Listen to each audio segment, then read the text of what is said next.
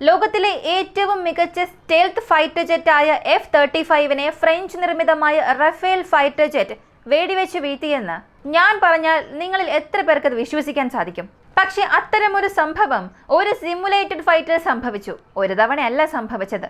F-35നെയും F-22 റാപ്റ്ററിനെ പോലും ഫ്രാൻസിന്റെ 4.5 തലമുറ ഫൈറ്റർ ജെറ്റായ റഫേൽ വിമാനം വെടിവെച്ച് വീഴ്ത്തിയ സംഭവങ്ങൾ നടന്നിട്ടുണ്ട്. ഇതിനെക്കുറിച്ചുള്ള വിവരങ്ങൾ നമുക്കറിയാം. ഒരു വാർ ഗെയിം, ഒരു സിമുലേറ്റഡ് ഫൈറ്റ് സംഭവിക്കുമ്പോൾ സാധാരണ ബാറ്റിൽ ഫീൽഡ് പോലെ ആയിരിക്കില്ല. ഇതിനെ കില്ലായി ക്ലെയിം ചെയ്യുക എന്നത് ഡിജിറ്റൽ ക്ലെയിമായി മാത്രമേ ചെയ്യാൻ സാധിക്കൂ. ഡിജിറ്റൽ കിൽ കണക്കിൽ മാത്രമേ വരികയുള്ളൂ. അപ്പോൾ ഇതിന് പിന്നിലുള്ള ലിമിറ്റേഷൻസ് എന്തൊക്കെയാണ്? ഒരു 4.5 ജനറേഷൻ ഫൈറ്റർ ജെറ്റിന് എങ്ങനെയാണ് അതിനെ ടാർഗറ്റ് ലോക്ക് ചെയ്യാൻ സാധിച്ചത്? റഡാർ സ്റ്റെൽത്തിനെ എങ്ങനെയാണ് ഇത് ബ്രേക്ക് ചെയ്തത്? എല്ലാം ഈ വീഡിയോയിലൂടെ വിശദമായി അറിയാം.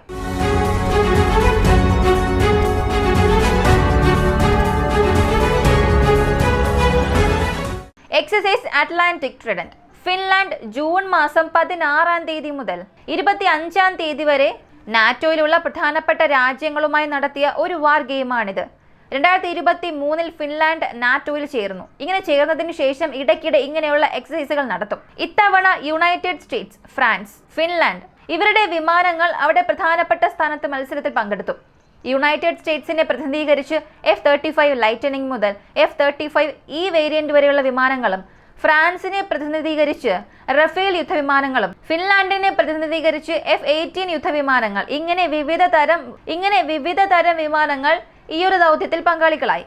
ആദ്യം ഈ ടാർഗറ്റ് ലോക്കായ കാര്യം, അതിന് പിന്നിലുള്ള ഡീറ്റെയിൽസ് ഒക്കെ ആദ്യം നമുക്ക് മനസ്സിലാക്കാം. ഒരു ടാർഗറ്റ് ലോക്ക് എന്നത് സാധാരണ ഒരു യുദ്ധവിമാനം മറ്റൊരു യുദ്ധവിമാനത്തെ പിന്തുടരുമ്പോഴാണ് സാധാരണയായി ടാർഗറ്റ് ലോക്ക് ഉണ്ടാകുന്നത്. മിസൈൽ വിക്ഷേപിക്കുമ്പോൾ നമ്മൾ അതിനാവശ്യമായ ഇൻപുട്ട് നൽകണം. ഇപ്പോൾ ഇൻപുട്ട് നൽകണമെന്നുണ്ടെങ്കിൽ റഡാറിനെ നമ്മൾ ഫീഡ് ചെയ്യണം. റഡാർ സിഗ്നേച്ചേഴ്സ് ആവശ്യമായ അളവിൽ മിസൈലിന് ടാർഗറ്റ് ഇൻപുട്ടായി നൽകുന്നതാണ് ടാർഗറ്റ് ലോക്ക് എന്ന് പറയുന്നത്. അപ്പോൾ 2 യുദ്ധവിമാനങ്ങൾ ഉയർന്ന വേഗതയിൽ സഞ്ചരിക്കുന്നു. ഇതിനെ നമുക്ക് 2 വേരിയന്റിൽ വിഭജിക്കാൻ സാധിക്കും. ഒന്നാമത്തേത് within visual range fight scenario, ഇത് ഡോഗ് ഫൈറ്റ് എന്ന് പറയും. മറ്റൊന്ന് BVR എന്ന ബിയോണ്ട് വിഷ്വൽ റേഞ്ച് ആണ്. ഇതിൽ വിഷ്വൽ റേഞ്ചിൽ റഡാർ തരംഗങ്ങൾ വളരെ വേഗതയോടുകൂടി പ്രതിഫലിക്കും. ഇതിനെ പ്രോസസ്സ് ചെയ്ത് ടാർഗറ്റ് ലോക്ക് എന്ന ഒരു മെക്കാനിസം നടത്തും. റഡാർ അത്രത്തോളം പവർഫുള്ളായി ക്യാപ്ചർ ചെയ്യുകയും റിട്ടേൺ ആകുന്ന വേവ്സിനെ ടാർഗറ്റ് ലോക്ക് ചെയ്യുന്ന തരത്തിൽ ഡോഗ് ഫൈറ്റിൽ ഒരു സിനാരിയോ സംഭവിക്കും. ബിയോണ്ട് വിഷ്വൽ റേഞ്ചിനെ സംബന്ധിച്ചിടത്തോളം സാധാരണയായി നടക്കുന്ന ഒരു സിനാരിയോ പോലെ ഇവിടെ ഈ യുദ്ധവിമാനം ഉണ്ട് എന്നുള്ളത് കണ്ടെത്തും. അതായത് കൂടുതൽ മെനുവർ ചെയ്യാത്ത ഒരു കാറ്റഗറിയിൽ അതിനെ ടാർഗറ്റ് ലോക്ക് ചെയ്യും. അതിനാൽ ഈ ടാർഗറ്റ് ലോക്ക് ഇലക്ട്രോണിക് സിഗ്നലുകൾ ഉപയോഗിച്ച് വിമാനത്തെ കഴിയുന്നത്ര സ്കാൻ ചെയ്യുകയും അതിന്റെ ഇമേജ് മിസൈലിലേക്ക് ഫീഡ് ചെയ്യുകയും ചെയ്യുന്നതാണ് ടാർഗറ്റ് ലോക്ക് എന്ന മെക്കാനിസം. അതിനാൽ ബിയോണ്ട് വിഷ്വൽ റേഞ്ച് ഈ ഒരു വിഭാഗത്തെക്കുറിച്ച് അറിയുന്നതിന് മുൻപ് F-35-നെതിരെയുള്ള കാര്യം റഫേൽ എങ്ങനെ ചെയ്തു എന്നറിയാം. F-35 യുദ്ധവിമാനം റഫേൽ യുദ്ധവിമാനവും ഈ എക്സസൈസ് നടത്തുമ്പോൾ F-35 റഫേലിനെ ടാർഗറ്റ് ലോക്ക് ചെയ്യുന്നതിന് മുൻപ്, അതായത് കിൽ ക്ലെയിം ചെയ്യുന്നതിന് മുൻപ് തന്നെ റഫേൽ യുദ്ധവിമാനം ഈ കിൽ ക്ലെയിം ചെയ്തിട്ടുണ്ട്. ഇത് ഔദ്യോഗികമായി ഫ്രാൻസ് പ്രഖ്യാപിച്ചിട്ടുമുണ്ട്. 20 സെക്കൻഡ് ദൈർഘ്യമുള്ള ഒരു മിനി വീഡിയോയിൽ 15ാം സെക്കൻഡിൽ ഇത് ബന്ധപ്പെട്ട വിശദാംശങ്ങൾ അവർ നൽകിയിട്ടുണ്ട്. പക്ഷേ ലോങ് വീഡിയോയും ഉണ്ട്, ചില മിനിറ്റുകൾ ദൈർഘ്യമുള്ള വീഡിയോസും ഉണ്ട്. നിങ്ങൾക്ക് ഇതിനെക്കുറിച്ച് അറിയണമെന്നുണ്ടെങ്കിൽ യൂട്യൂബിൽ ഈ ടോപ്പിക് സെർച്ച് ചെയ്ത് തിരഞ്ഞാൽ മതി. ഇപ്പോൾ പ്രധാനപ്പെട്ട കാര്യത്തിലേക്ക് വന്നാൽ, എങ്ങനെയാണ് റഫേലിനെ കൊണ്ട് ഈ ടാർഗറ്റ് ലോക്ക് ചെയ്യാൻ സാധിച്ചത്? കാരണം F-35 എന്നത് 5ാം തലമുറ യുദ്ധവിമാനമാണ്. റഫേൽ എന്നത് 4.5 ജനറേഷനാണ്. F-35-നേക്കാളും വളരെ വളരെ കുറഞ്ഞൊരു യുദ്ധവിമാനം. അപ്പോൾ ഇതിൻ്റെ റഡാർ അത്രത്തോളം പവർഫുൾ ആണോ എന്ന് ചോദിച്ചാൽ ഇവിടെ F-35-ന് ചില ലിമിറ്റേഷൻസ് ഉണ്ടായിരുന്നു. ഇപ്പോൾ ഒരു യുദ്ധം സംഭവിക്കുന്നു എന്ന് കരുതുക. അവിടെ എല്ലാം പൂർണ്ണമായും സ്റ്റെൽത്തോടു കൂടി ഓപ്പറേറ്റ് ആകും. അവിടെ അവർക്ക് യാതൊരു ക്രൈറ്റീരിയ ഉണ്ടാവുകയില്ല. അവർക്ക് ഇഷ്ടത്തിനനുസരിച്ച് എന്തും ചെയ്യാം. അകത്തേക്ക് കടന്ന് അവരുടെ മിഷൻ പ്രൊഫൈലിനനുസരിച്ചതുപോലെ അവർ ടാർഗറ്റ്സിനെ നോക്കി സ്ട്രൈക്ക് നടത്താം. എന്നാൽ വാർ ഗെയിം സംഭവിക്കുമ്പോൾ ഈ കിൽ കണക്കെടുക്കുന്നതിനും ഈ വിമാനങ്ങളുടെ ലിമിറ്റേഷൻസ് സെറ്റ് ചെയ്യുന്നതിനും ഒരുപാട് രീതികളുണ്ട്. ഇവിടെ ഡിജിറ്റൽ കിൽ എന്നൊരു ക്ലെയിം നടത്തിയല്ലോ, അതിൻ്റെ ക്രൈറ്റീരിയ എന്താണ്? ആ ക്രൈറ്റീരിയ മനസ്സിലായാൽ മാത്രമേ ഇതിന് പിന്നിലുള്ള പ്രോസസ്സ് മനസ്സിലാവുകയുള്ളൂ. ഞാൻ ആദ്യം പറഞ്ഞു within visual range, beyond visual range, ഇങ്ങനെ 2 കാറ്റഗറി വിഭജിക്കും. ഈ ടാർഗറ്റിനെ കില്ലായി കൺസിഡർ ചെയ്യുന്നതിന് ആദ്യം 2 പ്രധാനപ്പെട്ട മാനദണ്ഡങ്ങളുണ്ട്. ഒന്നാമത്തേത് ഇൻസ്ട്രുമെന്റേഷൻ, അടുത്തത് ഗോഡ്സ് ഐ എഡ്ജക്ഷൻ എന്ന് പറയും. ഇതെന്താണെന്ന് ചോദിച്ചാൽ ആ വിമാനത്തിൽ ഏത് തരത്തിലുള്ള എക്യുപ്മെന്റ്സ് ആണ് ഉപയോഗിച്ചിട്ടുള്ളത്, ഇതിനെതിരെ ശത്രുരാജ്യത്തിന്റെ യുദ്ധവിമാനത്തിന് എങ്ങനെയെല്ലാം പ്രവർത്തിക്കാൻ കഴിയും, ഇതൊക്കെ നോക്കി അതിന്റെ ലിമിറ്റേഷൻസ് എല്ലാം സെറ്റ് ചെയ്യും. മറ്റൊന്ന് WEZ എന്ന് പറയപ്പെടുന്ന weapon employment zone and launch acceptability low region. ഒരു മിസൈൽ നമ്മൾ എവിടെ നിന്നാണ് ലോഞ്ച് ചെയ്യുന്നത്, അതിന്റെ മാക്സിമം ഫംഗ്ഷൻ എന്ത്, അതിന്റെ ആർമമെന്റ്സ് എന്താണ്, എതിർദിശയിൽ നിന്നും വരുന്ന ആ ഒരു വിമാനത്തിന്റെ ആർമമെന്റ്സ് എന്താണ്, ഇത് ഏത് റേഞ്ചിൽ യുദ്ധം ചെയ്താൽ കിൽ ക്ലെയിം ചെയ്യാൻ കഴിയും എന്നുള്ളതൊക്കെ പൂർണ്ണമായി അനലൈസ് ചെയ്യും. ഇപ്പോ വിത്തിൻ വിഷ്വൽ റേഞ്ച് ഡോഗ് ഫൈറ്റിനെ സംബന്ധിച്ചിടത്തോളം കൂടുതലായും IR സീക്കേഴ്സ്, ഇൻഫ്രാറെഡ് സീക്കേഴ്സ് പ്രധാനപ്പെട്ട പങ്ക് വഹിക്കും. മാത്രവുമല്ല ഇതിലൊരു മെയിൻ ഗൺ ഉണ്ടാകുമല്ലോ, അതും പ്രധാനപ്പെട്ട പങ്ക് വഹിക്കും. ടാർഗറ്റ് ലോക്ക് ഒക്കെ ചെയ്യണം. പൂർണ്ണമായും സ്ക്രീനിൽ നിങ്ങൾക്ക് ആ റേഡാർ ഗ്രീൻ സിഗ്നൽ നൽകണമെന്നുണ്ടെങ്കിൽ കുറഞ്ഞത് ഈ കോർസൈറ്റ് ആംഗിൾ, അതായത് അതിന്റെ നെഗറ്റീവ് സൈഡ് സ്ക്രീനിൽ കാണാൻ പാടില്ല. പൂർണ്ണമായും പോസിറ്റീവ് ആംഗിളിൽ മാത്രമേ റീച്ച് ആകാൻ പാടുള്ളൂ. അതായത് ഒരു ബുള്ളറ്റ് നിങ്ങൾ ഫയർ ചെയ്യുമ്പോൾ എതിർദിശയിൽ നിന്ന് വരുന്ന വിമാനം മെനുവർ ചെയ്യുന്നതിന് മുൻപ് തന്നെ ഈ ബുള്ളറ്റ് ചെന്ന് റീച്ച് ആകുന്ന തരത്തിൽ നിങ്ങൾ ആ കിൽ ക്ലെയിം ചെയ്യണം. അതായത് പൂർണ്ണമായും ആ വിമാനം നിങ്ങളുടെ സൈറ്റിൽ ഉണ്ടാകണം. അത് മെനുവർ ചെയ്യുന്നതിന് മുൻപ് നിങ്ങൾ അതിനെ ഷൂട്ട് ചെയ്യുന്ന സാഹചര്യത്തിലാണെങ്കിൽ മാത്രമേ, അങ്ങനെ ഒരു സാഹചര്യം അവിടെ വന്നാൽ മാത്രമേ അത് കില്ലായി കണക്കാക്കുകയുള്ളൂ. അതുപോലെ ഇൻഫ്രാറെഡ് സീക്കേഴ്സിനെ സംബന്ധിച്ചിടത്തോളം ആ യുദ്ധവിമാനത്തിന്റെ പൂർണ്ണ ഇൻഫ്രാറെഡ് സീക്കേഴ്സ് നിങ്ങൾ ക്യാപ്ചർ ചെയ്ത് നിങ്ങളുടെ മിസൈലിന് ഫീഡ് ചെയ്ത് അടുത്ത 3 സെക്കൻഡുകൾക്കുള്ളിൽ തന്നെ നിങ്ങളുടെ വിമാനത്തിൽ നിന്നും ചില മീറ്ററുകൾ ദൂരത്തിലെങ്കിലും ആ ഒരു മിസൈൽ പറന്നു പോകണം. ഈ ഒരു ക്രൈറ്റീരിയ എല്ലാം മാച്ച് ചെയ്യുന്നത് പോലെ വരണം. അതായത് പ്രാക്ടിക്കലി അവിടെ മിസൈൽ ലോഞ്ച് ചെയ്യില്ല, എന്നാൽ ഈ ടൈം കാൽക്കുലേഷൻസ് ഒക്കെ എടുത്ത് നോക്കിയിട്ടാണ് അവിടെ ഒരു കില്ല് സംഭവിച്ചോ അല്ലെങ്കിൽ കില്ലിന്റെ പ്രോബബിലിറ്റി ഉണ്ടോ എന്നുള്ളത് അറിയിക്കുകയുള്ളൂ. ഇതൊക്കെ വിത്തിൻ വിഷ്വൽ റേഞ്ചിനെ സംബന്ധിച്ചിടത്താണ് ഡോഗ് ഫൈറ്റിൽ. എന്നാൽ ബിയോണ്ട് വിഷ്വൽ റേഞ്ചിലേക്ക് പോകുമ്പോൾ അവിടെ പൂർണ്ണമായും ചാപ്റ്റർ മാറും, ഈ ടോപ്പിക് പൂർണ്ണമായും മാറും. ഇവിടെ എവാക്സിന്റെ സഹായം വരണം. എത്ര എവാക്സ് സഹായം അവിടെ വന്നിട്ടുണ്ട്.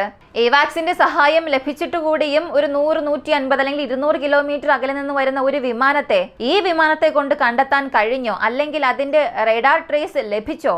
എല്ലാ വിമാനങ്ങളും റഡാർ എമിറ്റ് ചെയ്യും, പക്ഷെ കുറഞ്ഞ വേവ്സ് എമിറ്റ് ചെയ്യുമ്പോൾ അതിനെ ടാർഗറ്റ് ലോക്ക് ചെയ്യുന്ന തരത്തിലൊരു ഇൻപുട്ട് ലഭിച്ചോ എന്നുള്ളതെല്ലാം കണക്കെടുത്ത് മാത്രമേ ഇവിടെ കില്ല് അറിയിക്കുകയുള്ളൂ. ഇതുവരെയും നടന്നിട്ടുള്ള വാർ ഗെയിംസിൽ വിത്തിൻ വിഷ്വൽ റേഞ്ചിൽ മാത്രമേ ടാർഗറ്റ് ലോക്ക് ചെയ്യാൻ ശ്രമിച്ചിട്ടുണ്ട് എന്നുള്ളതല്ലാതെ ഈ ബിയോണ്ട് വിഷ്വൽ റേഞ്ചിൽ ഇതുവരെയും വലുതായി ഏതൊരു സ്ഥലത്തും ടാർഗറ്റ് ലോക്കിനെ കുറിച്ചുള്ള വാർത്തകൾ പുറത്തു വന്നിട്ടില്ല. അപ്പോൾ റഫേൽ ക്ലെയിം ചെയ്തതും ഇതുപോലെ വിത്തിൻ വിഷ്വൽ റേഞ്ചിലാണ്. ഇതിൽ റഫേൽ ക്ലെയിം ചെയ്തിട്ടുള്ളത് ഇൻഫ്രാറെഡ് സീക്കേഴ്സ് ഉപയോഗിച്ച് ആ F-35 യുദ്ധവിമാനത്തിന്റെ ഹീറ്റ് സിഗ്നേച്ചേഴ്സ് ക്യാപ്ചർ ചെയ്ത് അതിനെ ന്യൂട്രലൈസ് ചെയ്യാനുള്ള മിസൈൽ അയക്കാനുള്ള അവസാന ഘട്ടത്തോളം എത്തി.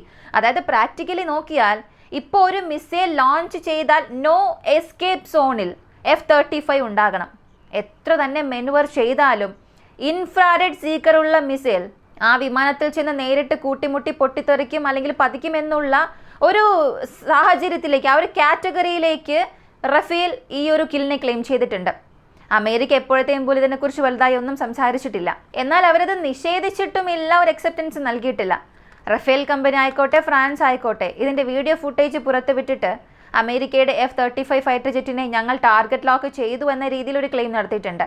അപ്പോൾ ലിറ്ററലി നോക്കിയാൽ ഇത് റഫേലിൻ്റെ ഒരു വിജയമായി മാറി. പക്ഷേ റഫേലിൻ്റെ വിജയം മാത്രമല്ല, F-35 ഇവിടെ ഒരുപാട് ലിമിറ്റേഷൻസ് ഉണ്ടെന്നും കാണിക്കുന്നുണ്ട്. ഒരുപക്ഷെ പ്രാക്ടിക്കലായി, അതായത് മിസൈൽ ലോഞ്ച് ചെയ്യുന്ന ഒരു ക്രൈറ്റീരിയ മാച്ച് ആയാൽ തന്നെ ഒരു കില്ലായി ക്ലെയിം ചെയ്യാം. എന്നാൽ മിസൈൽ ലോഞ്ച് ചെയ്താലും അത് മെനുവർ ചെയ്യുമ്പോൾ പുറത്തേക്ക് കടക്കാൻ ആ വിമാനം എന്തായാലും ശ്രമിക്കും. അതിനുവേണ്ടി ഫ്ലെയർസ് റിലീസ് ചെയ്താൽ ഇൻഫ്രാറെഡ് സീക്കിംഗ് മിസൈൽസിൽ നിന്നും ആ വിമാനത്തിന് രക്ഷപ്പെടാൻ സാധിക്കും. അങ്ങനെ ഒരു സാധ്യതയുണ്ട്. അപ്പോൾ വാർ ഗെയിംസിനെ സംബന്ധിച്ചിടത്തോളം ഇതിനെ കില്ലായി കൺസിഡർ ചെയ്യാം. പക്ഷേ പ്രാക്ടിക്കൽ സിനാരിയോയിൽ ഇതൊക്കെ ഒരു നേട്ടമായി തോന്നിയാലും അത് കാരണം യാതൊരു ഉപയോഗവും അവിടെ ഇല്ല. എന്നാൽ F-35 ടാർഗറ്റ് ലോക്ക് ചെയ്യാനുള്ള ചില സാങ്കേതിക വിദ്യകൾ ഉണ്ട്, അതിൻ്റെ പ്രാക്ടിക്കൽ സാഹചര്യം ഉണ്ടെന്നുള്ളത് ഇതിലൂടെ പുറത്ത് കാണിച്ചിട്ടുണ്ട്.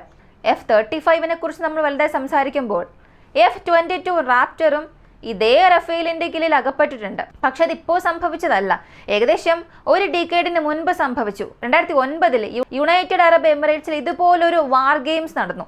അപ്പോൾ സംഭവിച്ചത് ഒരു F-22 റാപ്റ്റർ വിമാനം 6 റഫേൽ വിമാനങ്ങളെ കിൽ ക്ലെയിം ചെയ്തു, ഷോട്ട് ഡൗൺ ചെയ്തു. ഇത് മാത്രമല്ല 5 വിമാനങ്ങളെയാണ് തൻ്റെ സ്ട്രൈക്കിംഗ് റേഞ്ചിനുള്ളിൽ കൊണ്ടുവന്നു.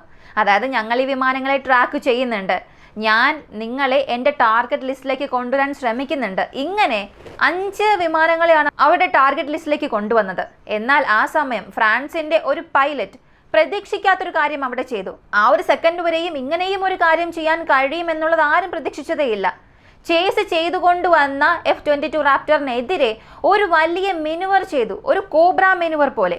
പറന്നുകൊണ്ടുപോയ വിമാനം പെട്ടെന്നായിരുന്നു ഒരു മെനുവർ നടത്തിയത്. INGസിലധികം ഗ്രാവിറ്റേഷണൽ ഫോഴ്സിലധികം വിമാനത്തെ തിരിച്ചിട്ടുണ്ട്. ഇത് ലോകത്തിലെ ഒരു റെക്കോർഡായി തന്നെ പതിഞ്ഞു. ഇങ്ങനെ 9Gക്ക് അധികം ആ വിമാനത്തെ തിരിച്ചതിന് ശേഷം ആ F-22 റാപ്റ്റർ ഇതുപോലൊരു രീതിയിൽ ഈ റഫേൽ യുദ്ധവിമാനത്തിന്റെ പക്കൽ ടാർഗറ്റ് ലോക്കിൽ അകപ്പെട്ടു. ഇങ്ങനെ 9Gക്ക് അധികം ആ വിമാനത്തെ തിരിച്ചതിന് ശേഷം ഈ F-22 റാപ്റ്ററിനെ റഫേൽ യുദ്ധവിമാനം ടാർഗറ്റ് ലോക്ക് ചെയ്യുന്നു. ലോകത്തിലെ ആദ്യത്തെയും അവസാനത്തെയും സംഭവമായി ഇത് മാറി. അമേരിക്കയുടെ F-22 റാപ്റ്ററിനെ ശത്രു രാജ്യത്തിന്റെ ഒരു യുദ്ധവിമാനം, അതൊരു വാർ ഗെയിംസ് ആയ സിനാരിയോയിൽ പോലും ടാർഗറ്റ് ലോക്ക് ചെയ്തു എന്നുള്ളത് അത് ആദ്യത്തെ തവണയാണ്, അവസാനത്തെ തവണയും. അതിനുശേഷം ഇന്ന് വരെയും ഏതൊരു റഡാറിലും അത് അകപ്പെട്ടിട്ടില്ല. എന്നാൽ അമേരിക്ക അപ്പോൾ സമ്മതിച്ചതേയില്ല. ഞങ്ങൾക്ക് 0 കില്ലാണുള്ളത്, ശത്രുക്കളുടെ വിമാനങ്ങൾക്ക് ഞങ്ങളുടെ വിമാനം 0 കില്ലാണെന്ന രീതിയിൽ ഒരു അവകാശവാദം ഉന്നയിച്ചു. അപ്പോഴും ഇതേ ഫ്രാൻസ് കമ്പനി അവരുടെ എവിഡൻസും റഡാർ സിഗ്നേച്ചേഴ്സും എല്ലാം നൽകി അമേരിക്കയുടെ വായടപ്പിച്ചു. നിങ്ങളുടെ വിമാനം ക്യാപ്പബിളായ വിമാനമാണ്, എന്നാൽ ഇങ്ങനെ ഒരു എക്സ്ട്രീം മെനുവർ ചെയ്ത് ഞങ്ങളുടെ വിമാനം നിങ്ങളുടെ വിമാനത്തെ ടാർഗറ്റ് ലോക്ക് ചെയ്തു എന്ന് പറഞ്ഞു.